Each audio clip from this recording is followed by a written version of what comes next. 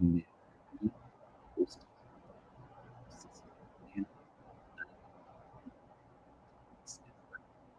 Quick update for you guys. Things are moving along pretty good. We should updates.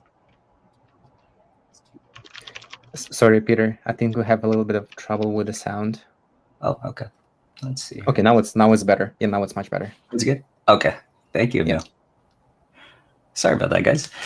So just to sum up, we are quickly approaching our phase 2 of our roadmap, which is our go-to-market. And as we start to move towards this, we hope to be able to share further details with you regarding autonomous and the next steps for the project. So as always, this panel is focused on our partners that are building on autonomous.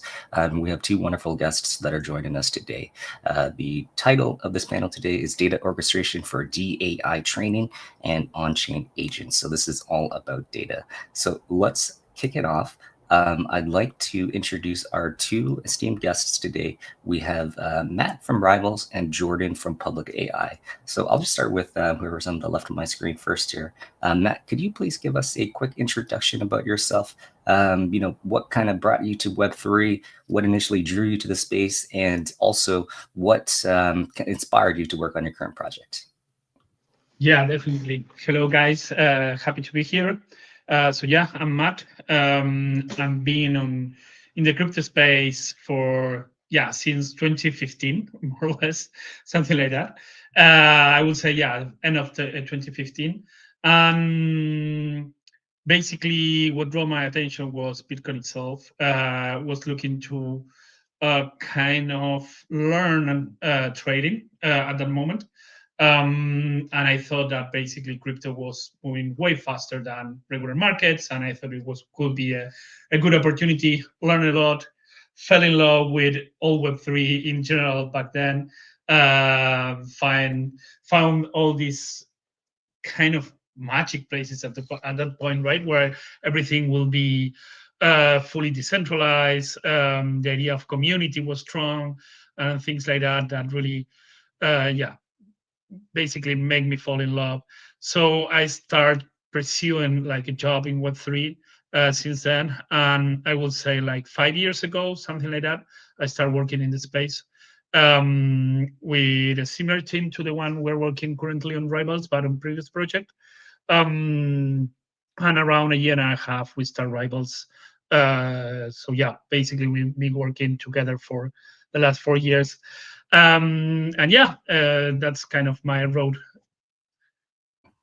Got it. Thank you, Matt. I think that's a journey that a lot of people can relate to. I think a lot of us, we potentially start off with the potential that crypto has to offer, at least on the financial economic side.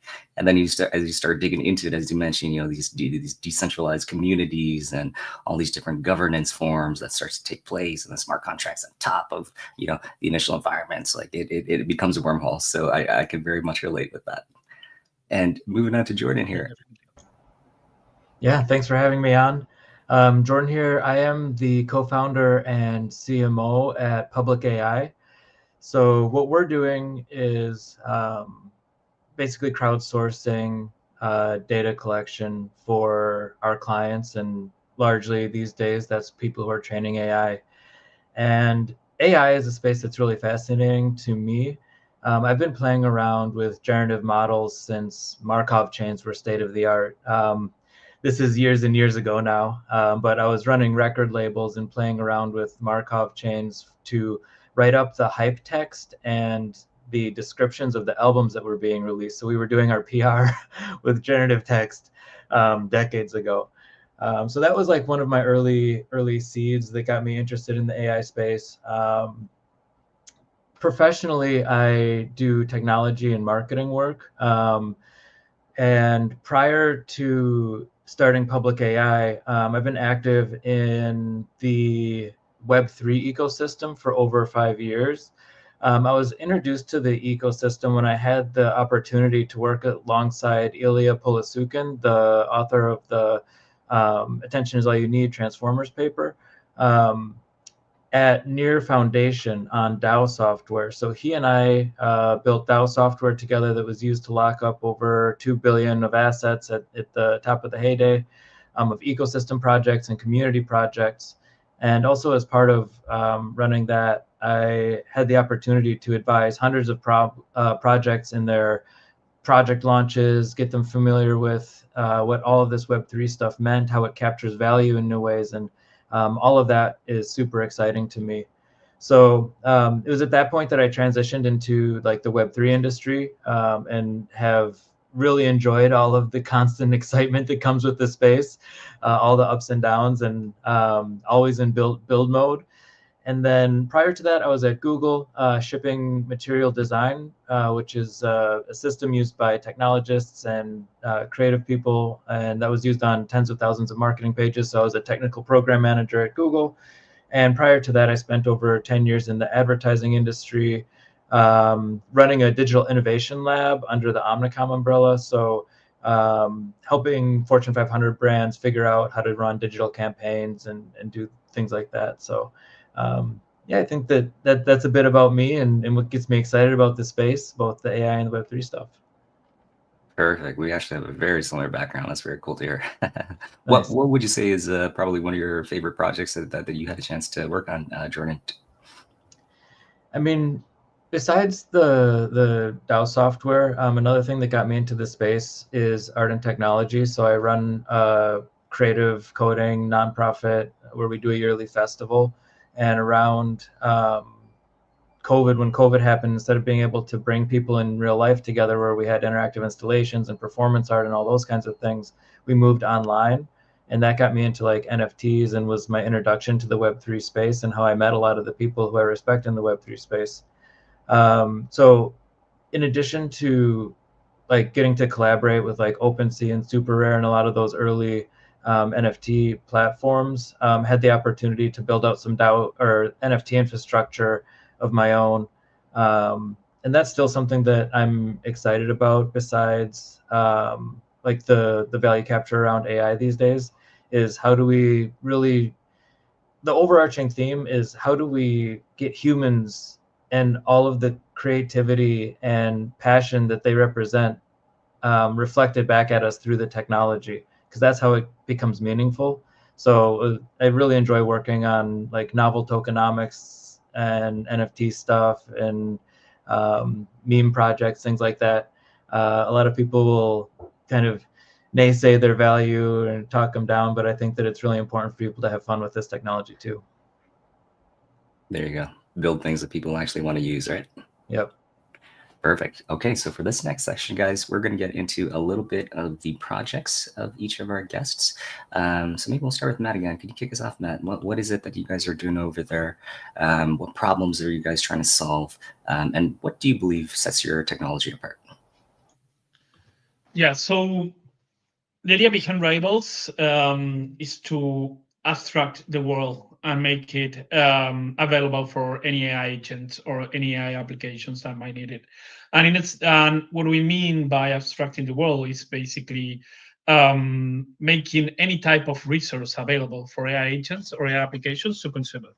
Meaning it could be GPS trackers, cameras, microphones, resources like compute, data storage, any kind of resource, data streams, whatever, basically any kind of resource that you might think of.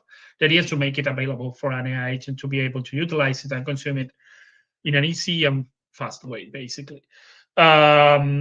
So we build a couple of models, different type of models for this. We have a Debian infrastructure where many resources are taken from, like compute, execution power, and data storage. We also have a set of AI oracles where anyone can provide data streams there, and they go directly into smart contracts or dApps. You can think of a chain link, but more dedicated to AI agents. On that matter, for example, we just partnered with Nosana. Nosana is providing inference, so you will be able to have smart contracts that are working as AI agents basically on chain, thanks to that. And then we have Rome as the city, as the Italian city. It's, if you want to really simplify it, basically it's a marketplace of resources where users and companies can provide different type of resources. And AI agents, dApps, or any type of project can demand those resources. And the main difference here with many other resource marketplace is that we agentify those resources, meaning that we create an AI agent that manage each piece of resource. So effectively, when a user take that resource that they own towards a project that is asking for that, we are creating a swarm of agents communicating together and working together towards a certain objective that the project might be demanding, right? So you can gather, for example, 100 of compute, 100 of execution, and 100 of data storage agent, and be able to run a small LLM in a decentralized fashion. So that's one of the things we are building. That's currently live. Still a bit to be done on that end, but basically in a couple of weeks from now will be most of it functional. The first thing we are going to launch is a swarm of Twitter agents as a resource. Basically, you will be able to have your own Twitter agent talking about whatever subject you want. So imagine, I don't know, 100 or even 1,000 of Twitter accounts talking with different personalities, basically based on their own bio, or their own tweets that they already had from previous usage, talking from different perspectives about certain subject that you want. So that way you can create some sort of hype around your project. For example, you can increase the mind share about the project and stuff like that. That's one of the things. Later on, those agents, for example, will be able to assess market sentiment on Twitter and several other socials. So yeah, these are the first steps we are taking on this matter. That's kind of on what we are working on. Got it. I really like the approach, actually. So it seems as if, you're kind of taking this almost modular approach where you're trying to forecast all the different needs of this next wave, right? Particularly within the agentic wave, and just having all the resources and infrastructure available so that people can have those available to build whatever they want on the ecosystem. Exactly. Yeah, exactly. Because what we see in the future is not only that agents or AIs in general are hungry for data in general, but also for any other resource, right? So if you want to train, for example, an AI to create, I don't know, movies or series, right? You will need to train it with, I don't know, thousands of hours of series. So users will be able to provide their Netflix account as a resource for training, for example. That's something that will happen in the future in Rome as well. got it. Love it. And we definitely need to connect on the X agents, on these social agents, because over at Autonomous, we actually developed our own proof of concept. So we have a few different agents that are interacting on X right now. You can deal with certain different personality types to match, whatever criteria profile you want. And then additionally, because of the way that we store our data permanently via our DSN, it creates an auditable trail of these decision-making process for these agents. So it's pretty cool. Nice. Sounds good. Over to you, Jordan. What are you guys doing over at PublicAI? What's the core mission, and what specific problem are you guys solving? Yeah. So I mentioned it a little bit earlier. Our focus is really around data and its value. It's not a new space, but it's a space that we're really excited about with the new applications of it. My co-founder, Dr. Stephen Wong, was running an AI lab at his university. And as he was working with his advising professor, they were having difficulty sourcing high quality data for their AI projects. And from that started what was the very seeds of PublicAI, using Web3 technology to crowdsource that AI data. And that's kind of the what we're doing. The why we're doing it is the vision is really to make sure that humans have a way of making their expertise and their experiences and everything that makes them human equitable. So we want to see a future where humans remain relevant. As humans, we want to preserve that for ourselves and all of our fellows. And you could take a kind of dystopian view on it, even if it's a little humorous. And right now we have a kind of gig economy set up. It's kind of like Fiverr for going and getting data. But to take that to its ultimatum, if we do see a world where AIs have overtaken everything, if the techno optimism or whatever you want to call it is right, and AI is going to eat everything, then in the end, they're going to be dishing us gigs and saying, hey, what happens when a human jumps in a volcano? Let's go get that data, things like that. So we think that this is a long-standing problem, and as long as there's humans around, human data is going to be something that's valuable and interesting. And we see Web3 as the best way of capturing the value around it. I really see the AI space as a killer use case for Web3. When we look at what Web3 has been good at, it's the verify, don't trust, and the hard truth of these cryptographic systems. And those are things for agents and for AI and algorithms to very easily consume and work with, compared to people. When you ask them to look at these UX, the UX of crypto today, like, you see a lot of rough edges, and it's no wonder that it's been really hard for crypto to break into the mass market. So this combination of AI and Web3 is a really potent one, and the explosive growth around it is really exciting, and we're happy to be here helping humans fit in. I agree with that sentiment completely. I think, when you kind of step out of the bubble of the industry that we're working in, obviously we're very aware of the capacity and the potential and limitations of AI as it is today. But I think when you step out of that and you start to speak with other people that might not be as immersed within the AI space or the Web3 space, it's almost seen as this thing, right? This very mysterious thing that they're not really sure what to think of it, and the general population still has a little bit of an ick behind it. But as you mentioned, it's happening quickly, right? The consumption of data that is utilized to feed these LLMs is moving at a completely rapid pace, and we can't really stop it. And I think the main point that you brought there that I would love to highlight is, how do we create that synergistic, let's call it collaboration between humans and AI? I think that's the critical part, right? How do we get AI to service for us? Absolutely. Perfect. So let's move next into our next session here, guys. So the next one is just to understand a little bit more about how you guys utilize data, specifically for deAI training and for on-chain agents. So maybe, Matt, we could start with you again. How does your project currently store data, and what unique benefits or applications do you see for on-chain data storage? And also, why store data on-chain? Yeah, our project currently stores data on our dePIN. We have quite a few nodes there right now. I don't have the actual number. But yeah, we utilize our own dePIN infrastructure. We are also going to provide private and public storage services there. We're still finalizing some testing. And about on-chain data, the thing is that it's public and it's verifiable, so I think that's the value there. The problem right now is that how do you store large amount of data on a blockchain, right? I don't think, or I don't know, at least, if there is any solution there for vast amount of data stored, especially because that would rise like gas prices a lot. Even if it is a layer 2, layer 3, in the end, it needs to be validated on layer 1. So still there is some cost behind it. So yeah, that's kind of my take on the matter. Got it. Understood.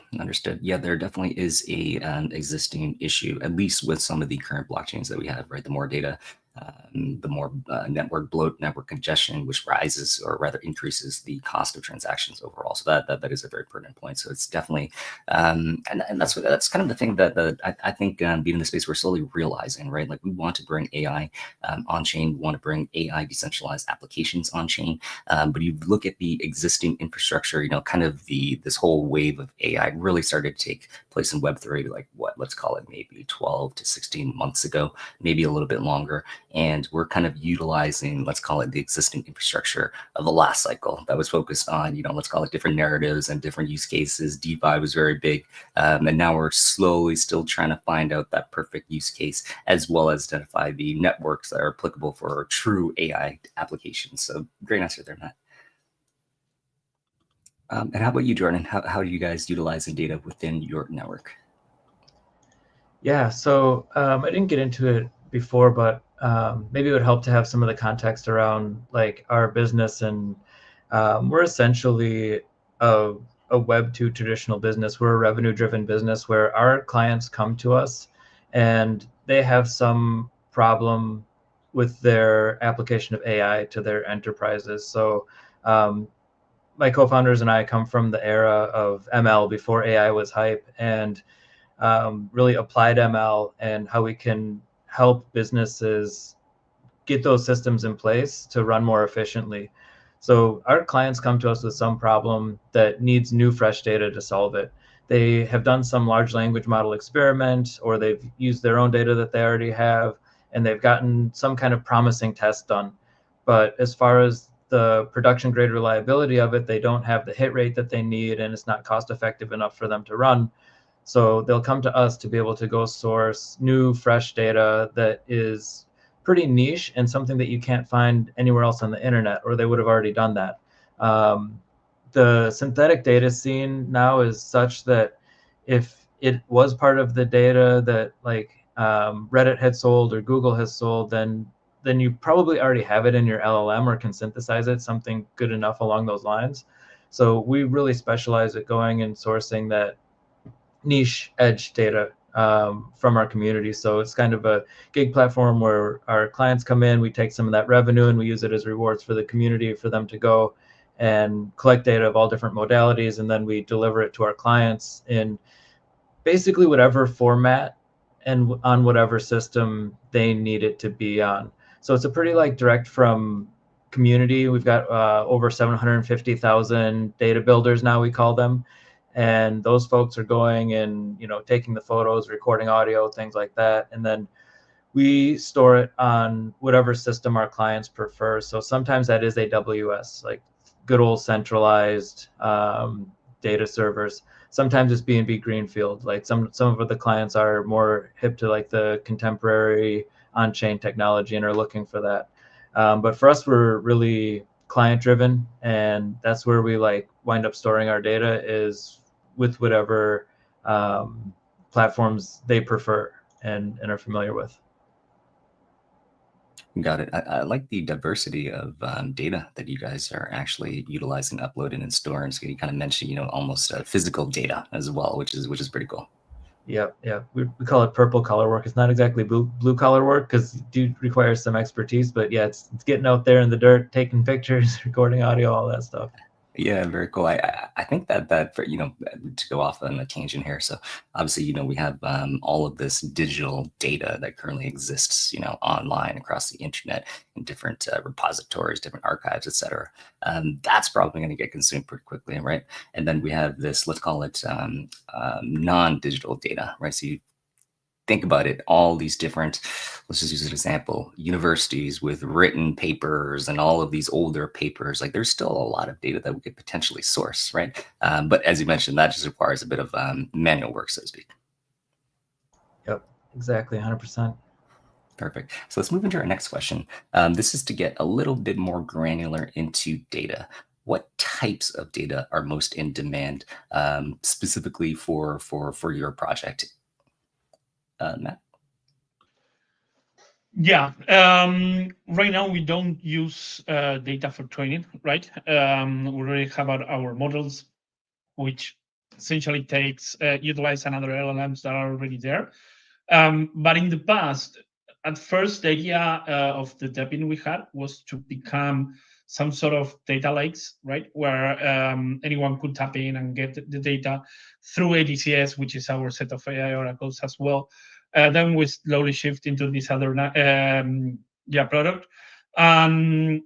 When we were working on that matter and trying to get as much diverse data as possible, and trying to assess what others were needing, right? And not only in Web3, but also in Web2.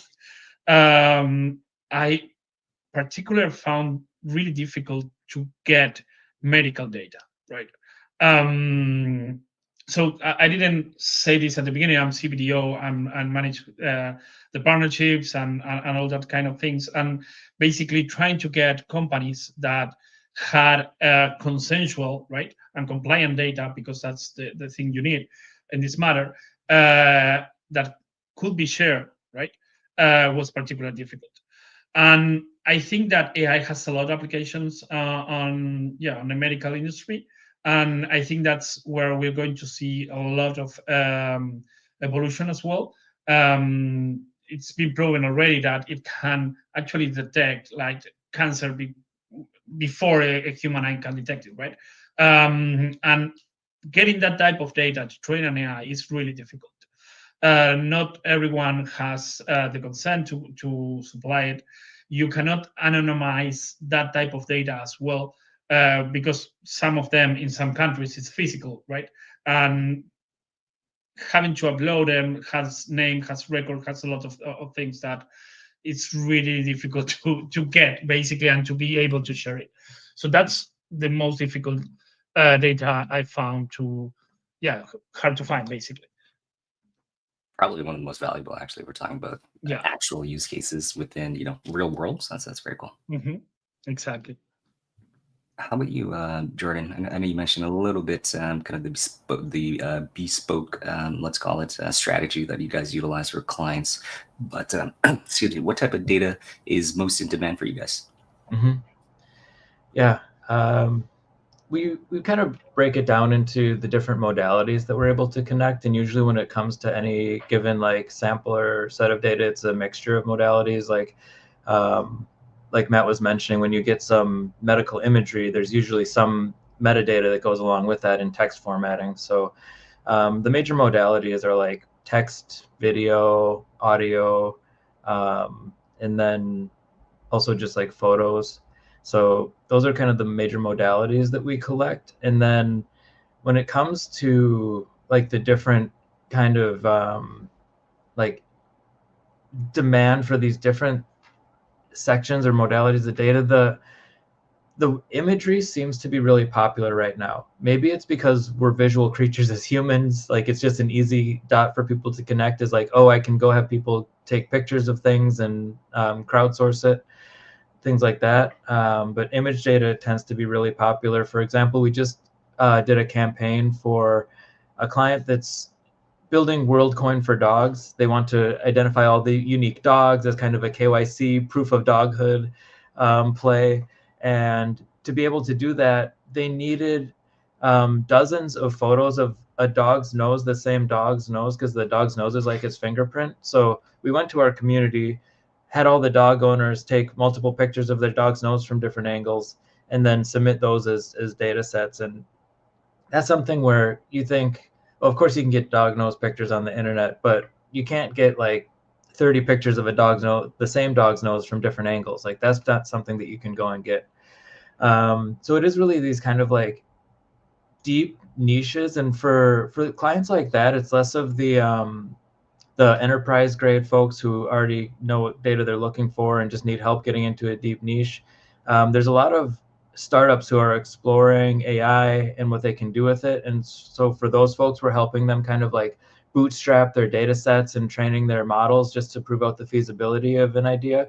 And then we also have some like medium enterprises that are growing their businesses. They already have some success, like translation devices, where currently we're running a campaign for a translation device client where we're recording audio from all different nations, backgrounds, countries. And with our close to 1 million like data builders, we do have people on every continent. We do have people speaking niche dialects and showing up and asking like, hey, I don't think you've ever heard of my language. We speak it in this particular part of Africa. Can I still submit it? Absolutely. That's the rarer and more strange something is, the more valuable it is. So it's really great to see the strength of Web3 and the diversity that it can reward, really playing well into this era of AI data and its needs for diversity, and how that helps all of the human race show up in these models. It is kind of a tangent, but we don't believe in a singular point of alignment. We don't see that as being a thing. Like none of the world's governments have all agreed on law across the borders. So how could we ever have AI aligning on a single point of truth? We really believe in to getting all of the diversity represented, having lots of little points of alignment and domain-specific alignment. And that's how we're helping our clients, is taking something that's expensive and unreliable and getting it to the point where it can be used in production because it is so well aligned to their specific needs and what they're doing.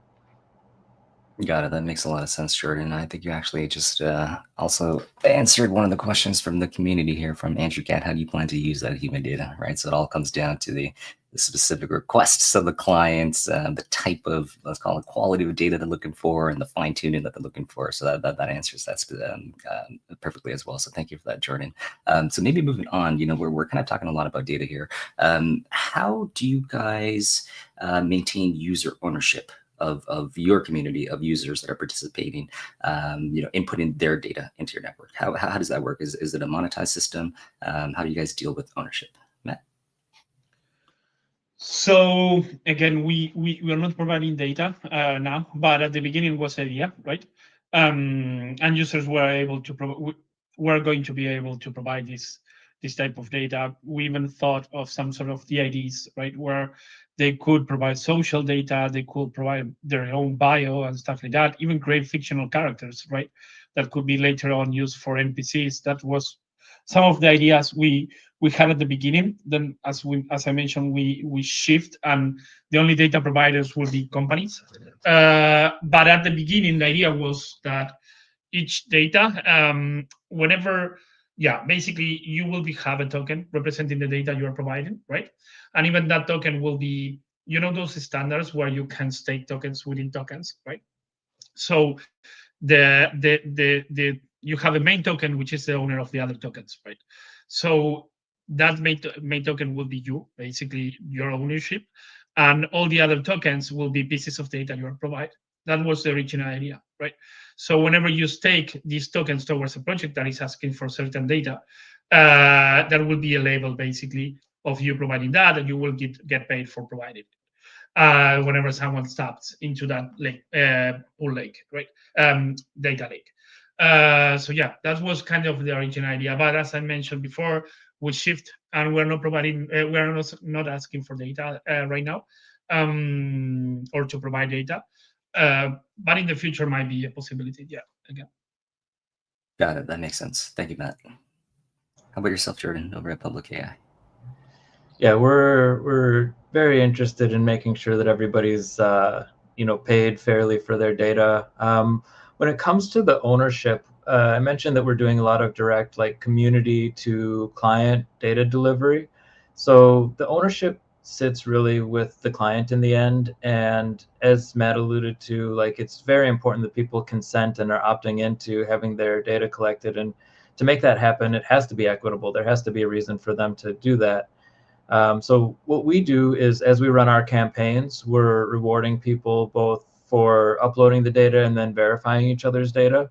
And we're rewarding it in a mixture currently of stable coins and points. So one of the pieces of advice I usually give projects as I'm advising them is, get your MVP out, start small, start centralized, make sure that something works, and then as it does, go ahead and decentralize it. So we're currently going through that process where, by using a centralized point system, we've been able to establish all the parameters that we need to properly incentivize people, kind of do our live ops around all of that as we get campaigns out, understand how much is required to have experts and people who are actually skilled coming in and contributing to the campaigns.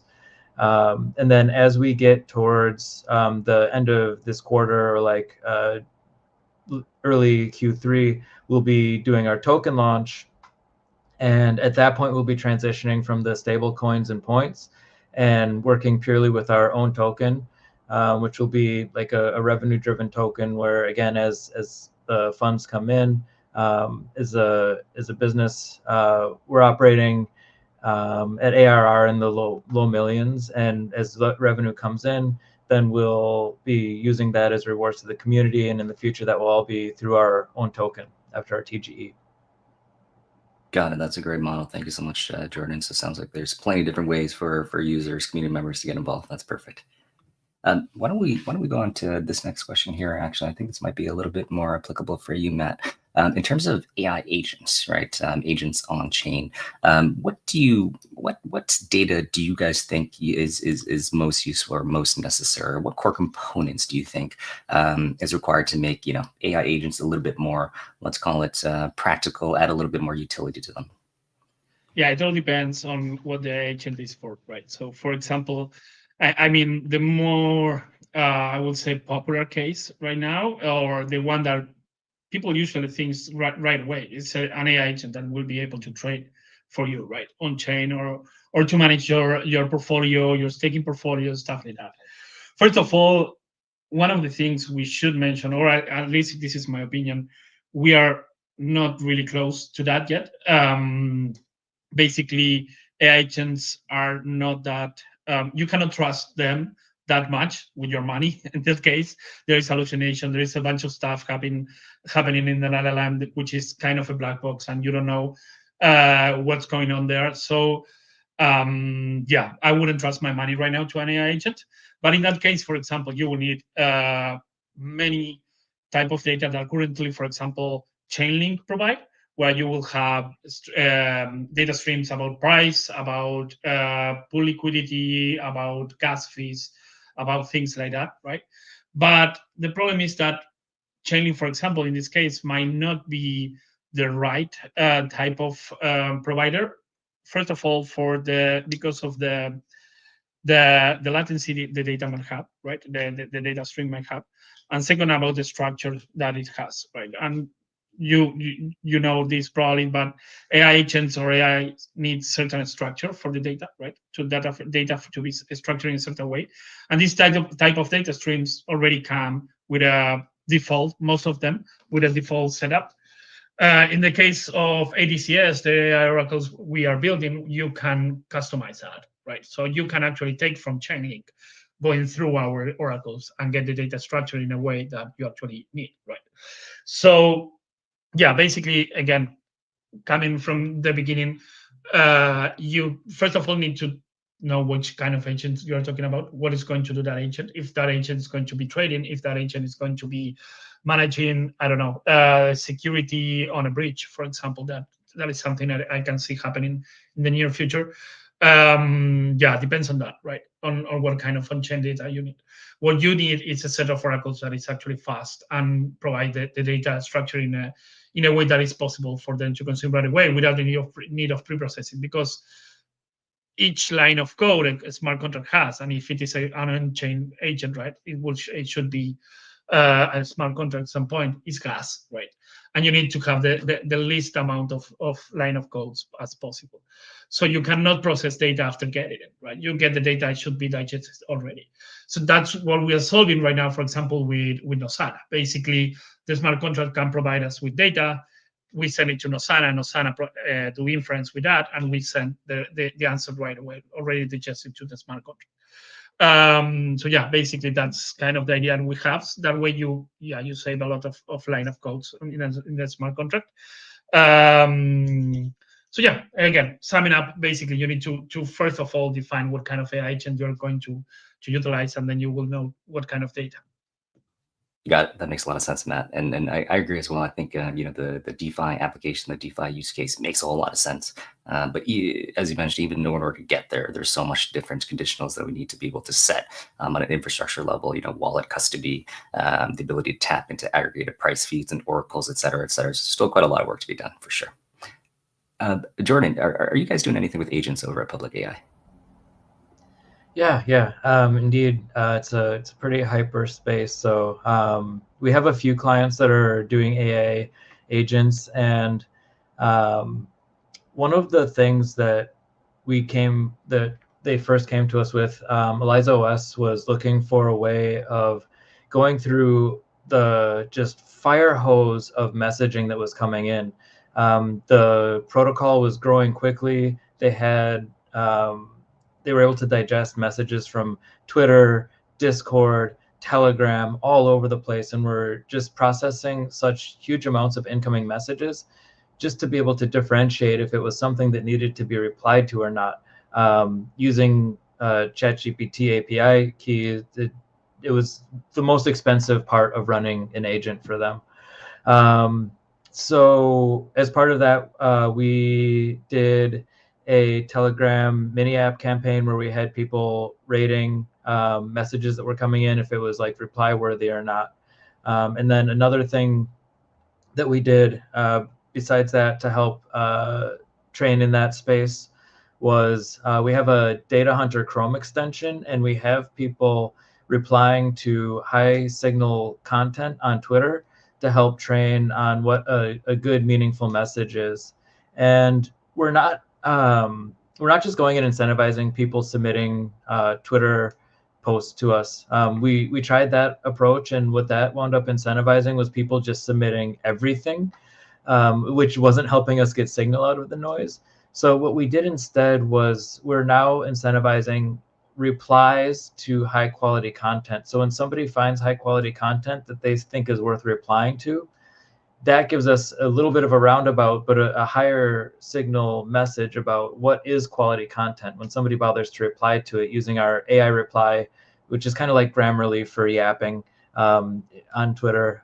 When somebody uses that tool, it gives us an idea of like, oh, what they're replying to is a higher quality piece of content compared to just getting everything submitted to us. So that's one niche that I think is like, highly specific, just optimizing on should something be replied to or not.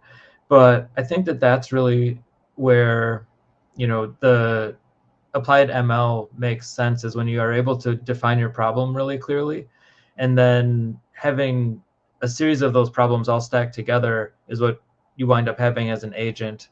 So even within a single kind of like personality or something like that, if you're talking about agents from somebody like a virtual influencer on Twitter or something like that, it's actually a lot of decisions that get made for everything that it does. So you're like stacking a lot of these different like ML specific use cases together to bring something like that to life, kind of more of a swarm mentality. Got it. That makes a lot of sense, Jordan. I'm going to ask you guys a bonus question. Actually, this is a little bit high level, maybe a little bit theoretical. But where do you guys see, let's say in a year from now, 12 months from now, where do you guys kind of see this whole, agentic wave within Web3? Where do you guys kind of see, you guys kind of mentioned even a little bit before, kind of the non-clear international government regulation around AI and usage and things like that. Where do you guys all see this moving towards in a year from now? Because it's obviously accelerating at such a rapid pace. I don't think anyone can truly predict where it goes, but I think we can somewhat try to forecast how it's going to affect Web3 and crypto, and that's essentially what we're building for in the future, right? So where do you guys see this all going in a year from now? So basically,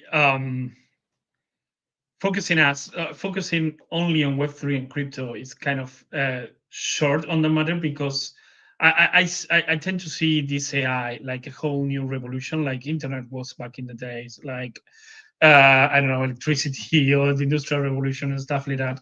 It's a huge revolution for humanity. I think it's a huge step forward. What we are accomplishing as humanity as a whole, right? As any other revolution, what will happen is yet to see, because the possibilities are so big, like so big. Google the other day announced like their AI, one of their experimental AI, start studying about certain subject. I cannot remember right now, and it was not designed for that. It was not designed for studying that stuff. And who knows what that AI kind of reasoning is like saying too much, but line of thought that also saying too much. But okay, line of thought took that AI for saying, okay, I need to study this to complete this other task, right, or whatever, right? And so again, the possibilities are kind of endless. If you want to focus on Web3, it's going to be a huge step. There are a couple of studies out there, and I've been mentioning this a lot. In I think it's in 2 years, the prediction is that 90% of all the transactions on chain are going to be made by AI agents. So the volume is not going to be human at all. It's basically going to be a bunch of AIs transactioning on chain, right? So yeah, I think that basically it's very difficult to think what's going to happen in the future. Possibilities are basically endless.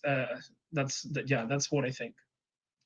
It sounds very similar to a statistic that I heard the other day as well, where within 12, let's call it 12 to 24 months, most of the things that we interact with is probably going to have some sort of AI integration or connected to some sort of large language model in the background, and we won't even know it, right? Like even a lot of these applications that you download on your mobile device, whether it's generative art or anything else, Definitely. it's just an API into some. If you think of it, it's basically what happened with, I don't know, internet. Back then, like when it appears, people were trying to figure out what was it for, right? And right now you have it on everything. Like you can even have it on your fridge, and you will have AI on the fridge telling you what you can cook out of the food you have inside, right? So I think, yeah, basically, it's going to become a really important part of our everyday life. Yeah. That's it. That is the passive unconscious adoption, where we see, kind of first mover. The entire industry is trying to catch up, and we don't really stop to think or question why it is that we're adopting these new models, right? So that's something that we're trying to work on and focus here at Autonomous as well. How about you, Jordan? What are your predictions for AI 12 months from now? Yeah, it's kind of interesting. In some ways, we've already been using machine learning and AI like every day. If you log onto a social media network, you already have a recommendation network giving you the content that it thinks is algorithmically thinking is the best for you. Same with Netflix and all these other systems. So sales, recommendation engines, all of these things have been at play for such a long time. People have I guess almost internalize it to the point where they don't think about it as AI anymore, or never did, and just kind of get the value that they want out of it. I think that in a similar way, you have payment systems and credit cards where nobody thinks about how amazing it is that the money just flies around. They just use the credit card and they don't need to think more about it. And that's just the human state of being, and I don't think that that's going to change. Um, I think we've kind of, in some ways, round tripped ourselves in that, like, when we look at what happened with the early internet and like the start of blogs, and then influencers and things like that, and then unrealistic kind of like fake lives that they're leading, and now we've gotten to the point where there's virtual influencers leading fake lives, and it almost doesn't matter that it's a virtual influencer because it was just somebody leading a fake life already. So we've kind of done this round trip, and at the end of the day, if it's entertaining, people will still watch it and get value out of it, and they'll still be able to sell you something. So when I say that, that's just kind of the human condition, I don't say that as a bad thing. I think that it's good that humans are comfortable. They like what they like. I'm glad that people are still asking questions about how AI fit into the world, because it does take that kind of critical thinking, and people should be a little bit wary of a changing world. You can't just sit back and expect everything to go great. You should take an active part in shaping the future you want to see. So I hope that that's what we get, is more people taking active roles. And I think that what's happening with the AI space is that it's enabling a lot more solopreneurs. So people who do want to take an active role and step into that realm of being a creator, being a trailblazer, being somebody who's creating value and building for those around you. Those people are going to be more enabled than ever. And when we get those clients in at PublicAI, they're usually the hardest to work with, because it's the most wayfinding and figuring out what data they need to help them like bring their vision to life. But it's also the most exciting to see those kinds of things coming to life from the ground up. So that's something that I'm really excited about. That was very well put, Jordan. I think you hit the nail on the head completely there. AI has really decreased the barrier to entry for a lot of different things, right? Whether it's technical, whether it's development, whether it's marketing, whether it's software, whatever it is, it's given us an opportunity, at least as a starting base, to be able to get past some of those initial educational technical hurdles where, you know, if you wanted to do a line of code, you could actually go to ChatGPT and then ask it to write it in Python or, you know, anything, and it'll spit it out, right? So it's removing that initial barrier to entry. And then as a result of that, I think what we're going to see is more ideas, more creatives come out as a result of that, more people enter in the space. So yeah, that was great. Thank you so much. All right, guys. So that essentially sums up our panel ecosystem discussion today. Just to close up, this next session is just all about you guys. If you guys could share, you know, maybe some exciting milestones, some things that you guys have on your roadmap coming up, and then additionally, if people wanted to get involved, what would be the best place? What would be the best channel for them to reach out and get involved with your project? Yeah, so we just announced a huge partnership with a couple of Web2 companies in Germany. We essentially partnered with 51 Nodes, which is a company that implements solutions that could be decentralized solutions or could be AI solutions in this case to traditional industries, right? Such as Bosch, such as Alstom, and many others.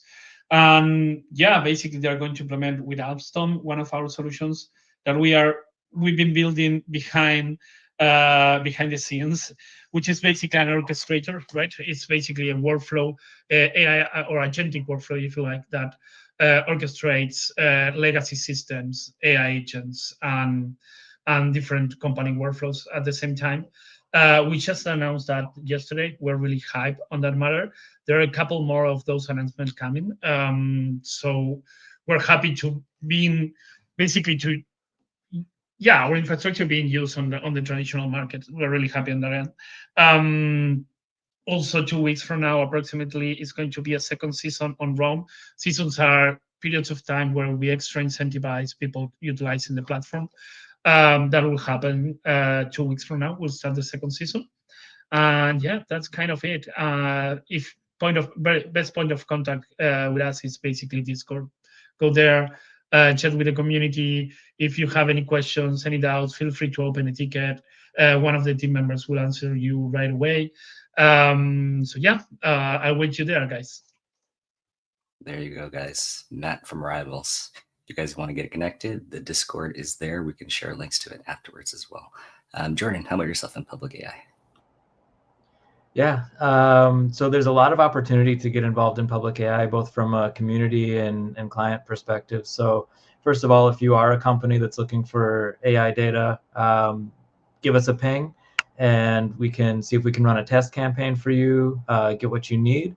Always happy to just talk and figure out like what you're chewing on in that domain.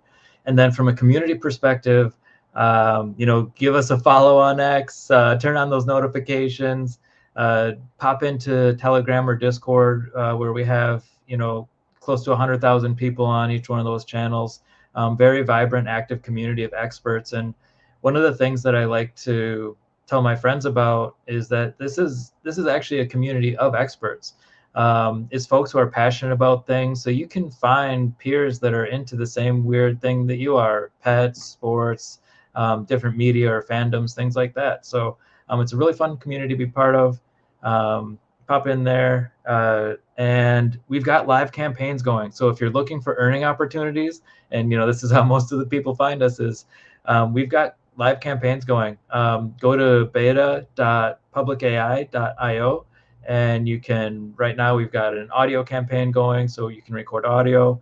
And then to help ensure quality of the data, we also have people validating each other's data. So after you participate as an expert and submit data, you vote on each other's data. And to do that, there's like a staking process where you put in some stake to make a commitment to not just clicking randomly, like you're actually going to add signal and participate in a meaningful way. And then after you vote and say if the data is like good or bad, then you get your stake back and you get your rewards. So it's something that's a little bit different, and I like to kind of spell that out for people because it's not just your usual like stake and get yield.